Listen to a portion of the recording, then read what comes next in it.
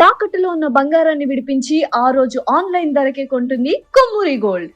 నమస్కారం అండి, సుమన్ టీవీకి స్వాగతం. నేను గీతాంజలి. మనతో పాటు ఉన్నారు జ్యోతిష్య రత్న, జ్యోతిష్య చక్ర వైభవ నిపుణ డాక్టర్ రాళ్లపల్లి రవికుమార్ గురువు గారు. మే నెలలో ద్వాదశ రాశుల జాతక ఫలితాలు ఏ విధంగా ఉన్నాయో గురువుగారి మాటలో విని తెలుసుకుందాం. ప్రతి నెల వారు ఇచ్చేటువంటి ఫలితాలు విని చాలా మంది ముందు జాగ్రత్త పడుతున్నారు. ఖచ్చితంగా జాతకాల గురించి చెప్తే భయపెట్టడం అని అనుకుంటారు, కానీ ఇది ఒక హెచ్చరిక. జాగ్రత్త పడడానికి కొన్ని సూచనలు అనేవి చాలా బాగా ఉపయోగపడతాయండి. కొన్నేళ్లుగా వారు చెప్తున్న విధానం బట్టి ఎంతో మంది వారి జీవితాల్లో మార్పులు చేసుకున్న వాళ్ళు కూడా ఉన్నారు. మరి ఈ మే నెలలో రాశి ఫలితాలు ఏ విధంగా ఉండబోతున్నాయో గురుగారి మాటలో విని తెలుసుకుందాం. గురుగారు నమస్కారం అండి.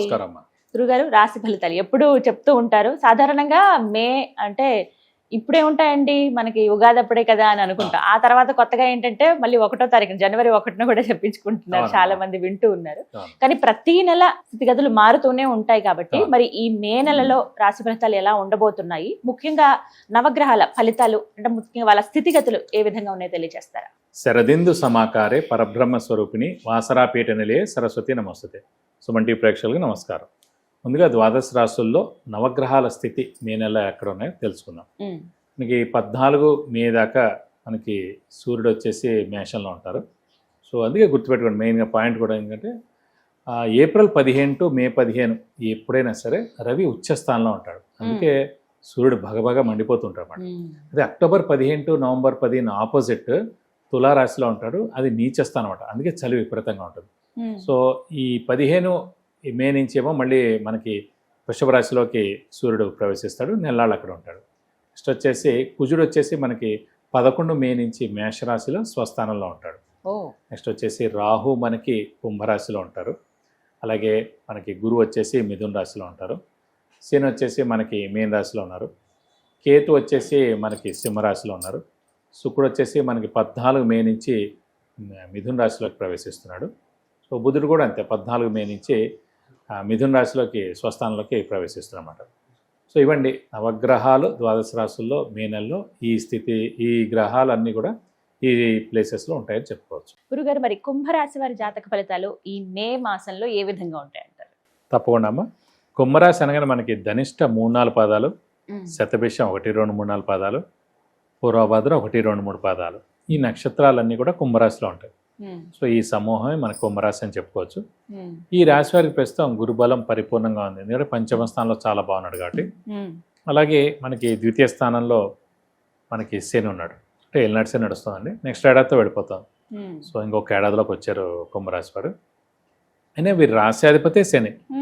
సో ఎవరి రాశ్యాధిపతి వాళ్ళు అయినప్పుడు, అంటే ఇప్పుడు మన సొంతింటికి మనం నిప్పు ఎలా అయితే అంటించుకోం, అలాగే వారు రాశ్యాధిపతి వాళ్ళు కాబట్టి మేలే చేస్తారు కానీ నష్టం ఏం పరచరు. కానీ కొంచెం డిలే, శని అనే గ్రహమే డిలే కాబట్టి డిలే చేయడం, పోస్ట్పోన్ చేయడం, చిన్న చిన్న బ్రేక్స్ రావడం ఇలాంటివి జరుగుతాయి తప్ప పని ఖచ్చితంగా జరగడం అనేది ఖాయం. కానీ రాశ్యాధిపతి శని ఏలినాటి శని నడుస్తాం కాబట్టి పనులన్నీ కొంచెం ఆలస్యం అవుతుంటాయని చెప్పుకోవచ్చు. సో వీరి బద్ధకంతో కూడా కొంచెం పనులన్నీ డిలే అయిపోతూ ఉంటాయి. ఈరోజు వెళ్తే ఒక పని జరుగుతుందండి, వీళ్ళు కొంచెం తర్వాత చూద్దాంలే, రేపు వెళ్దాంలే అని ఉంటుంది అన్నమాట వీళ్ళ వ్యవహారం. అలాగే ఈ రాశి వారికి కూడా మెయిన్గా దత్తాత్రేయ స్వామి, వినాయకుడు, వెంకటేశ్వర స్వామి చాలా ఇష్టంగా ఉంటారు. ఈ దేవుళ్ళని ఎక్కువగా ఆరాధిస్తే మీకు చాలా మంచిది కూడా. అలాగే ఈ జాతకంలో మెయిన్గా పూర్వభాద్ర నక్షత్రం ఉంది, అది గురువు యొక్క నక్షత్రం అన్నది. అలాగే రాహు నక్షత్రం అనే శతభిషం కూడా ఉంది. సో ఈ 2 నక్షత్రాలు విపరీతమైన దైవబలం, దైవానుగ్రహం ఉంటాయి అన్నమాట. సో ఈ రాశి వారికి దైవబలం, దైవానుగ్రహం ఫిక్స్డ్గా ఎప్పుడూ ఉంటాయి, ఎందుకంటే ఆ 2 నక్షత్రాలు చాలా బెస్ట్ నక్షత్రాలు అందులో ఉన్నాయి కాబట్టి. ప్రస్తుతం మటుకు వీరి ఆరోగ్యం, ఆయుష్ బాగుంది. ఇంట్లో పెద్దవాళ్ళు, చిన్నపిల్లల ఆరోగ్యం, ఆయుష్ కూడా బాగుంది. ఇంకా వెళ్ళిపోతూ మేలే చేస్తాడు కానీ నష్టమేం చేయడు. గురుబలం పరిపూర్ణంగా ఉంది కాబట్టి ప్రస్తుతం. సో మెయిన్గా శ్రమ, కాలం, ధనం వ్యర్థం కాకుండా ఉండడం, అవసరానికి డబ్బులు సమకూరడం, రావాల్సిన బాకీలు వసూలవడం, షూరిటీస్ పెట్టవచ్చును, స్పెక్యులేషన్స్ కలిసి వస్తాయి. అలాగే మెయిన్గా మధ్యవర్తిత్వం వహించవచ్చును. విద్యార్థులకి సువర్ణ అవకాశం అని చెప్పుకోవచ్చు.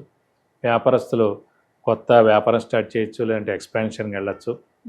అలాగే మెయిన్గా విందు వినోదాల్లో పాల్గొంటారు, పాత స్నేహితులను కలుస్తారు, తీర్థయాత్రలు చేస్తారు, దైవ దర్శనం చేసుకుంటారు, గురువులను దర్శిస్తారు, గురువు యొక్క బ్లెస్సింగ్స్ పొందుతారు. సో రాజకీయ నాయకులకి, క్రీడాకారులకి, పత్రికా రంగం, యూట్యూబ్ రంగం, మీడియా రంగం, సినిమా రంగం, వీరందరూ కూడా అత్యద్భుతంగా ఉంటుందని చెప్పుకోవచ్చు ఈ మాసం అంతా. అలాగే ఈ కుంభరాశికి కూడా యోగకారకుడు, అదృష్టకారకుడు, లక్ ఫేవర్ చేసే గ్రహమైన శుక్రుడు స్వస్థానంలో ఉన్నాడండి వృషభ రాశిలో. సో చాలా అద్భుతంగా ఉంటుందని చెప్పుకోవచ్చు. మెయిన్గా ఇది కాకుండా ఈ గురు పంచమస్థానంలో చాలా బాగున్నందుకు శుభ ఫలితాలనే ఇస్తాడు. అలాగే నిరుద్యోగులు ఉద్యోగం రావడం, ఉద్యోగస్తులకి promotions, name and fame, boss నుంచి మనన ఇవన్నీ కూడా జరుగుతాయని చెప్పుకోవచ్చు. సో కాబట్టి అత్యద్భుతంగా ఉంటుందని చెప్పుకోవచ్చు ఈ మాసం అంతా కుంభరాశి వారికి. వివాహం విషయంలో ఏమైనా ఆలోచించవచ్చా అండి ఈ మాసంలో? మెయిన్గా పంచమ స్థానంలోని గురువు చాలా బాగున్నాడు కాబట్టి అవివాహితులు ఎవరైతే ఉన్నారో వారికి సరైన సమయం ఇది వివాహం కావడానికి. సో మీరు గట్టి ప్రయత్నం చేయండి, తప్పకుండా వివాహానికి అవకాశాలు 100% ఉన్నాయి. సంతానం గురించి ఆలోచించే వారి కోసం సంతాన స్థానమే పంచమ స్థానం. అలాంటిది పంచమ స్థానంలో సంతాన కారకుడైన గురువు ఉన్నాడు కాబట్టి ఖచ్చితంగా మెయిన్గా సంతానం ఎవరికైతే లేరో వారికి ఖచ్చితంగా సంతానం కలిగేందుకు అవకాశం ఎక్కువగా ఉంది. మరి ఏమైనా పరిహారాలు తెలియజేస్తారండి? పరిహారం ప్రస్తుతం అంటే రాశిలోనే మనకి రాహు ఉన్నాడు కాబట్టి వీలైతే అమ్మవారిని, సుబ్రహ్మణ్య స్వామిని ఎక్కువగా పూజించడం, ప్రతిరోజు అమ్మవారి అష్టోత్తరం, సుబ్రహ్మణ్య స్వామి అష్టోత్తరం చదువుకుంటే మంచిది. అలాగే వీలైతే ప్రతి శుక్రవారం అమ్మవారి టెంపుల్కి వెళ్ళి 41 ప్రదక్షిణాలు చేస్తే చాలా మంచిది. వీలైతే ఆవిడకి అమ్మవారికి అభిషేకంగా అర్చన కానీ చేయించుకుంటే మంచిది మన పేరు నక్షత్ర గోత్రనామంతో. అలాగే సుబ్రహ్మణ్య స్వామి టెంపుల్కి ప్రతి మంగళవారం వెళ్ళి 41 ప్రదక్షిణాలు చేయడం, వీలైతే ఆయనకి హోమం మరియు అభిషేకం చేయిస్తే చాలా మంచిది. మనకి ప్రస్తుతం ఇక్కడ స్కందగిరి టెంపుల్ అని చెప్పే కానీ అక్కడ మనకి హోమం మరియు అభిషేకం సుబ్రహ్మణ్య స్వామికి చేయిస్తే మంచిది మన పేరు నక్షత్ర గోత్రనామంతో. 2000 టికెట్ ఆన్లైన్ కూడా చేయించుకోవచ్చు మనం. సో అక్కడ చేస్తే చాలా అత్యద్భుతమైన ఫలితాలు మీకు వస్తాయని చెప్పుకోవచ్చు. సో ఇలా మనకి చాలా బాగుంటుందనే చెప్పాలి ఈ రాశి వారికి మే మాసం అంతా. చక్కగా తెలియజేశారండి, ధన్యవాదాలు గురువు. నమస్కారం. విన్నారు కదండి, మనలో చాలా మందికి ఎన్నో రకాల సమస్యలు ఉంటాయి. ఆర్థికంగా కావచ్చు, ప్రధానంగా ఏదైనా ఇల్లు యోగం ఉందా లేదా అని తెలుసుకోవాలనుకునే విషయం కావచ్చు, విద్య, ఉద్యోగం, వ్యాపారం, సంతానం, వివాహం విషయంలో కావచ్చు, ఇలా చాలా మంది ఎన్నో సమస్యలతో బాధపడుతూ ఉంటారు. సరైన సలహా కోసం ఎదురు చూస్తూ ఉంటారు. అలాంటి వారి కోసం గురువు గారి దగ్గర మీరు అపాయింట్మెంట్ తీసుకోవచ్చండి, వారిని కలవచ్చు మీరు. అయితే ముందుగా స్క్రీన్ మీద నేను ఇస్తున్న నెంబర్కి మీరు ఫస్ట్ కాల్ చేయండి. ఆ తర్వాత వాట్సాప్లో మీరు మీ డీటెయిల్స్ అన్ని పంపిస్తే గనక ఆ మెసేజెస్ అవన్నీ చెక్ చేసి మీరు అపాయింట్మెంట్ తీసుకుంటే వెంటనే గురువు గారు కలవడం జరుగుతుంది. తద్వారా మీరు రిజల్ట్ అంటే ఎటువంటి పరిహారాలు చేసుకుంటే ఈ ప్రాబ్లం నుంచి బయటపడతాము, యోగాలు మనకు అందుతాయి అనేది చాలా క్లియర్గా మీకు ఎక్స్ప్లెయిన్ చేస్తారండి. మరిన్ని వివరాల కోసం స్క్రీన్ మీద కనపడుతున్న నెంబర్కు కాల్ చేయండి. నమస్కారం.